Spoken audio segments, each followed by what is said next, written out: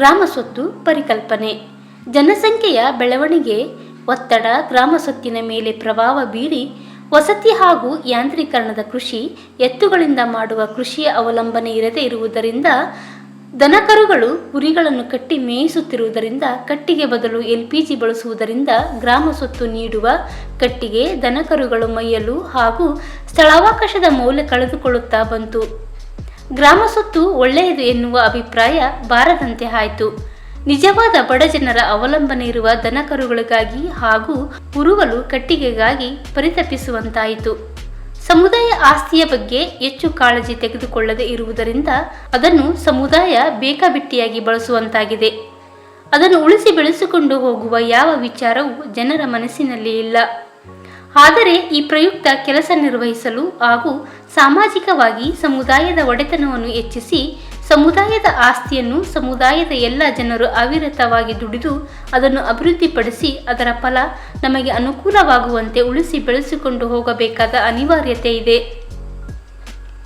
ಈ ಚಟುವಟಿಕೆಯಲ್ಲಿ ಮುಖ್ಯವಾಗಿ ನೀರು ಮತ್ತು ಮಣ್ಣಿನ ಸಂರಕ್ಷಣೆಯ ಜೊತೆ ಸಾಮುದಾಯಿಕ ಆಸ್ತಿಯನ್ನು ಬಲಪಡಿಸುವಂತಾಗಬೇಕು.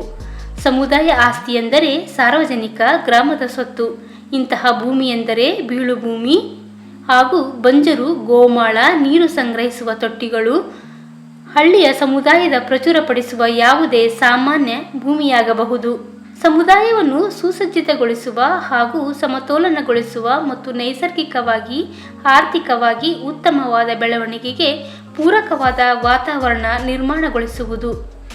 ಸರಕಾರಿ ಇಲಾಖೆಗಳ ಒಗ್ಗೂಡಿಸುವಿಕೆಯಿಂದ ಮಹಾತ್ಮ ಗಾಂಧಿ ರಾಷ್ಟ್ರೀಯ ಗ್ರಾಮೀಣ ಉದ್ಯೋಗ ಖಾತ್ರಿ ಯೋಜನೆಯ ಮುಖಾಂತರ ಈ ಬಂಜರು ಭೂಮಿಯ ಅಭಿವೃದ್ಧಿ ಹಾಗೂ ನೀರು ಸಂಗ್ರಹ ತೊಟ್ಟಿಗಳನ್ನು ಅಭಿವೃದ್ಧಿಪಡಿಸಿ ಗ್ರಾಮೀಣ ಕುಟುಂಬಗಳ ಜೀವನಾಧಾರಕ್ಕೆ ಸಂಬಂಧಿಸಿದ ಚಟುವಟಿಕೆಯನ್ನು ಅಭಿವೃದ್ಧಿಪಡಿಸುವುದು. GPAS ಮುಖಾಂತರ ಅಭಿವೃದ್ಧಿಪಡಿಸಲು ಬೇಕಾದ ವ್ಯವಸ್ಥೆಯನ್ನು ಪೂರೈಸಿ ಕಾರ್ಯಕ್ರಮಗಳ ಯೋಜನೆಯನ್ನು ಅನುಷ್ಠಾನಗೊಳಿಸುವುದು.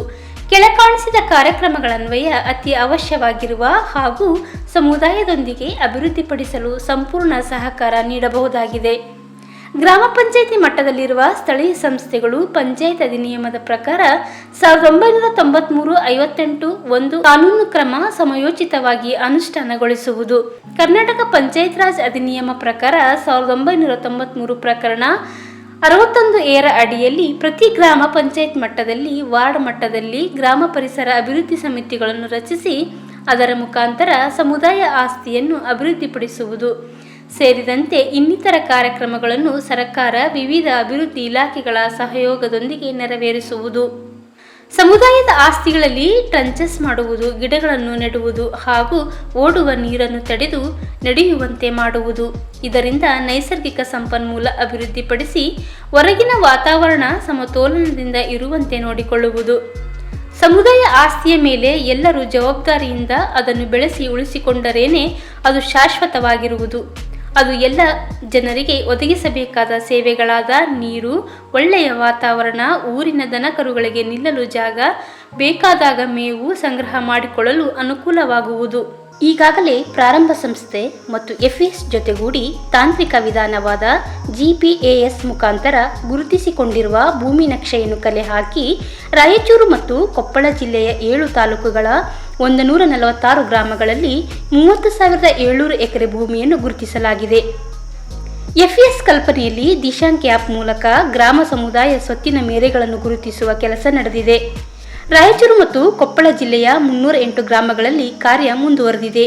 ಈ ಭೂಮಿಯು ಅಭಿವೃದ್ಧಿಪಡಿಸಲು ಪ್ರತಿ ಗ್ರಾಮಗಳಲ್ಲಿ ಗ್ರಾಮ ಪರಿಸರ ಅಭಿವೃದ್ಧಿ ಸಮಿತಿಗಳನ್ನು ರಚಿಸಿ ಆ ಗ್ರಾಮ ಪರಿಸರ ಅಭಿವೃದ್ಧಿ ಸಮಿತಿಗಳನ್ನು ಪಂಚಾಯತ್ ಮಟ್ಟದಲ್ಲಿ ಉಪ ಸಮಿತಿಗಳನ್ನಾಗಿ ಗುರುತಿಸಿ ಸಮುದಾಯ ಆಸ್ತಿಯನ್ನು ಗ್ರಾಮ ಪಂಚಾಯತ್ ಆಸ್ತಿಯಲ್ಲಿ ನಮೂದಿಸಿ ಅದರ ಅಭಿವೃದ್ಧಿಪಡಿಸುವುದು ಜೊತೆಗೆ ಗ್ರಾಮ ಪರಿಸರ ಅಭಿವೃದ್ಧಿ ಸಂಸ್ಥೆಗಳನ್ನು ಬಲಪಡಿಸಿ ಆ ಗ್ರಾಮದ ಆಸ್ತಿಯ ಅಭಿವೃದ್ಧಿಯ ಜವಾಬ್ದಾರಿಯನ್ನು ಗ್ರಾಮ ಪಂಚಾಯತ್ ಆಗಿರುತ್ತದೆ.